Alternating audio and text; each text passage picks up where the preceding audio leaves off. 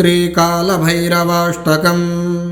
ॐ देवराजसेव्यमानपावनाङ्घ्रिपङ्कजं व्यालयज्ञसूत्रमिन्दुशेखरं कृपाकरं नारदादियोगवृन्दवन्दितं दिगम्बरं काशिकापुराधिनाथकालभैरवं भजे।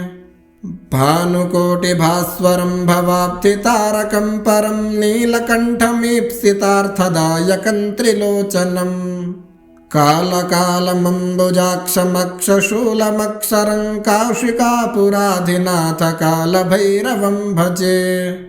शूलटङ्कपाशदण्डपाणिमादिकारणं श्यामकायमादिदेवमक्षरं निरामयम् भीमविक्रमं प्रभं विचित्रताण्डवप्रियं काशिकापुराधिनाथकालभैरवं भजे।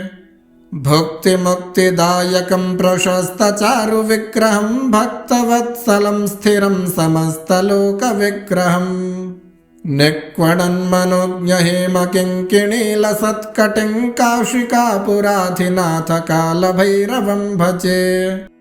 धर्मसेतुपालकं त्वधर्ममार्गनाशकं कर्मपाशमोचकं सुशर्मदायकं विभुं स्वर्णवर्णकेशपाशशोभिताङ्गनिर्मलं काशिकापुराधिनाथकालभैरवं भजे।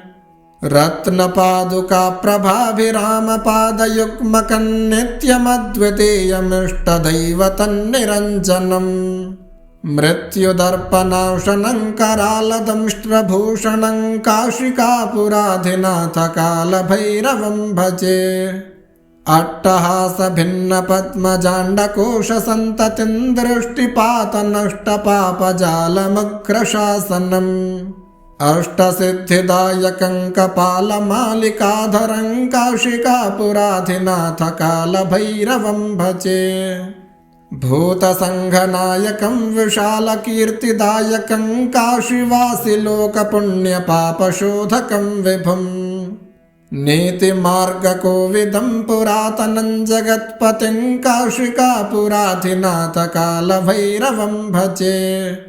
कालभैरवाष्टकं पठन्ति ये मनोहरं ज्ञानमुक्तिसाधकं विचित्रपुण्यवर्धनम् शोकमोहदैन्यलोभकोपतापनाशनं ते प्रयान्ति कालभैरवाङ्घ्रिसन्निधिं ध्रुवम् ते प्रयान्ति कालभैरवाङ्घ्रिसन्निधिं ध्रुवम्।